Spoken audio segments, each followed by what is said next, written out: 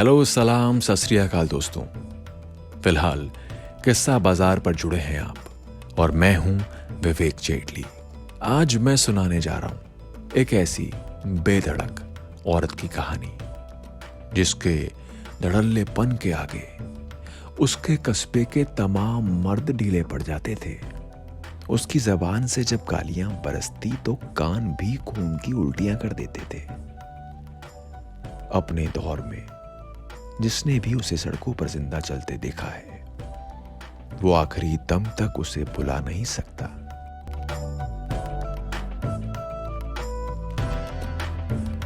ऐसी बेमिसाल औरत थी कमला।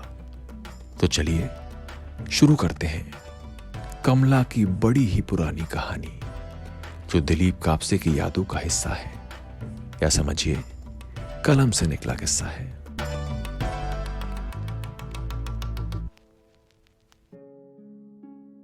मेरे कस्बे के आखिरी हिस्से में कुछ खंडर हो चुकी सरकारी क्वार्टर्स हैं।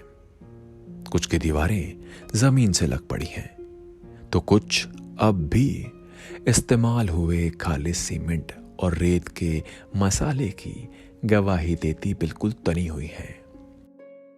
कभी वहां से होकर गुजरिएगा तो बियर की बॉटल्स, देसी के पौवे, पान मसाले के पाउच और सड़े गले निरोध पड़े मिल जाएंगे। दिन में उस जगह काला कुत्ता तक नहीं फटकता, लेकिन रात होते ही वहां पर तमाम किए जा सकने वाले काम हो जाते थे।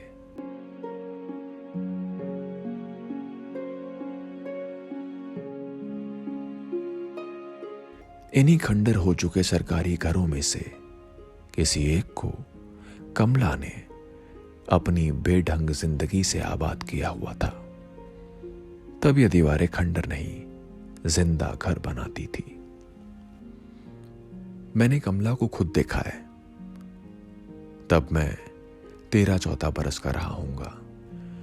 बचपन से ही मैं हर एक आदमी, हर एक औरत को बड़े गौर से देखता और ध्यान से सुनता था। शायद इसीलिए जरा सी भी दिलचस्पी रखने वाले किरदारों को, मजेदार शख्सियतों को मैं इस उम्र में आकर भी भूल नहीं पाया। फिर कमला तो धमाका थी, चलता फिरता धमाका। तांबे जैसा रंग था उसका और उस पर कड़ी धूप में जो निकल आती तो उसके बदन पर लुढ़कती पसीने की एक एक बूंद जमजमा उठती थी। भारी और तगड़ा शरीर था और उसी शरीर को संभालता उसका अच्छा खासा कद भी था। ये मोटी मोटी बाहें थी उसकी। कोई अपनी दोनों हथेलियों से भी उसकी एक बाह थाम लेने की कोशिश करता ना तो भी पूरी नहीं पड़ती। लाल रंग की साड़ी पहने और माथे पर सिंदूर लगाए जब वो सड़क पर निकलती तो मूंछों को ताव देते मर्द भी बगले झांकने लगते थे। दिन भर कोई सस्ता पान मसाला चबाती रहती और यहां वहां पिचक से थूकती जाती। जब मुंह में मसाला नहीं होता तब भारी भारी गालियां होती थी। गली में कोई भी झगड़ा हो, किसी का भी लफड़ा हो, किसी एक तरफ जो कमला जाकर खड़ी हो जाती तो फिर पलड़ा उसी तरफ झुक जाता था। मुझे याद है ऐसे ही किसी मामूली से झगड़े में उसने मेरे एक दोस्त के पिताजी को अपनी दाईं बाह में उनकी सांस उखड़ने तक फंसा कर रखा था। फिर आखिरी दम पर उनको छोड़ने के बाद वो औरत जो जोरों से हंसी थी वो तो पूछिए मत।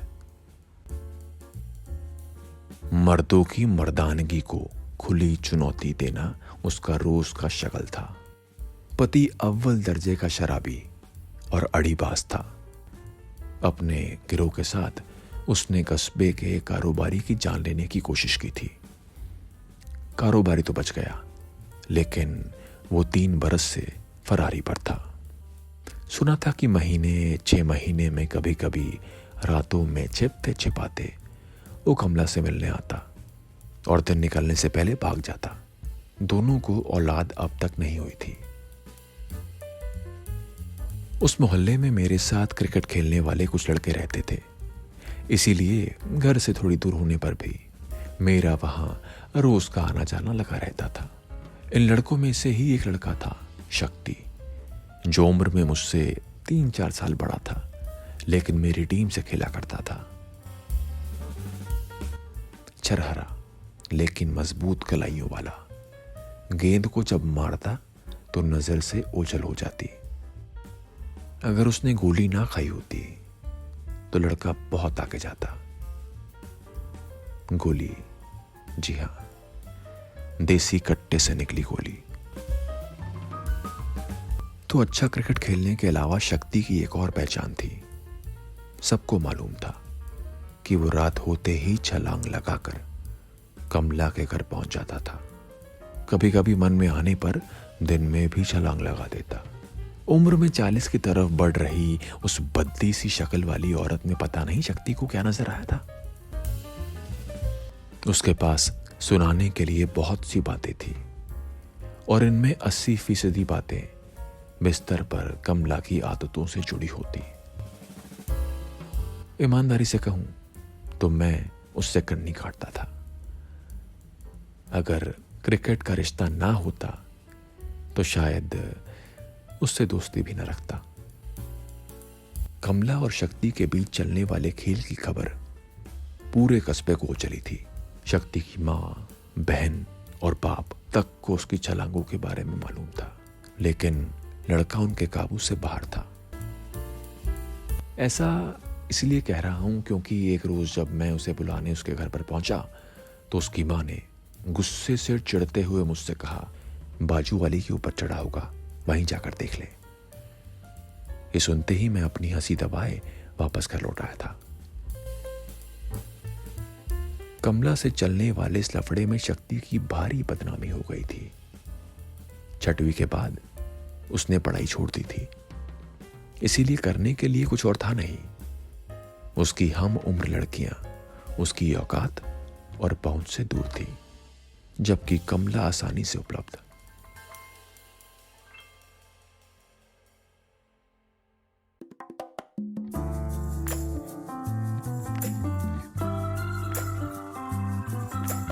उस तक जाने के लिए उसे बस एक 6 फीट की दीवार पर लांघनी होती थी। इस पूरी कसरत में उसके घुटनों की हमेशा वाट लगी रहती थी।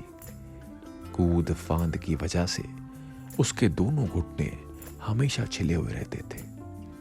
लगता था कि वो गद्दे पर नहीं, रेत और कंकड़ों पर सारी कुश्ती खेलता है। तो कमला, कुश्ती और क्रिकेट के आसपास शक्ति की पूरी जिंदगी सिमटी हुई थी। उन दिनों दिवाली की छुट्टियां चल रही थी। मैदान खेलने वाले लड़कों से भरे रहते और मैच इतने बड़े पैमाने पर होते थे कि अच्छे खिलाड़ियों की भारी डिमांड रहती।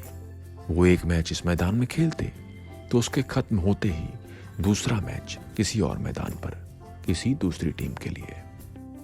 उस रोज मैं दिन के निकलते ही शक्ति को लेने उसके घर की तरफ निकला।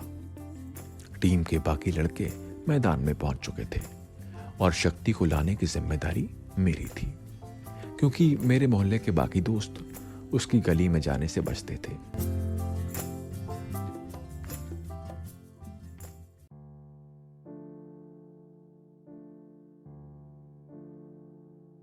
करीब 5-6 मिनट की वॉक के बाद मैं उसकी गली के मोड़ तक ही पहुंचा था कि झुंड बनाकर आपस में बातें कर रहे लोगों की आवाजें सुनाई देने लगी।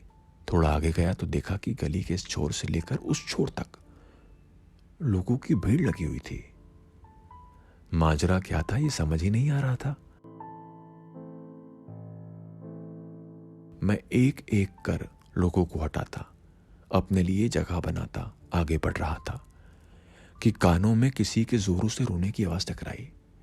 मैं फटाफट भीड़ को चीर कर आगे पहुंचा तो देखा कि शक्ति की मां आंगन में बैठी रो रही थी। उसके पिता वहीं पर घबराए हुए खड़े थे, जबकि साइड वाले घर यानी कमला के घर को पुलिस वालों ने घेर रखा था। एक खिड़की खुली हुई थी और वहां खड़े लोग उसमें से अंदर झांकने की कोशिश कर रहे थे। 2 पुलिस वाले लगातार उनको रोक रहे थे, लेकिन भीड़ थी कि मान ही नहीं रही थी। मैं भारी पशुपेश में था कि आखिर हुआ क्या है, जबकि मन के अंदर किसी अनहोनी का डर लगा हुआ था। एक जोर का फायर हुआ, गोली चली और भीड़ वहां से उसी रफ्तार से इधर उधर भागने लगी। दोस्तों, आखिर उस रोज कमला के घर ऐसा क्या हुआ था कि पुलिस को आना पड़ा? और शक्ति की मां आखिर किस वजह से रो रही थी? वो गोली किसने चलाई थी और किस पर? इन सभी सवालों के जवाब जानने के लिए आपको कहानी का अगला हिस्सा देखना होगा।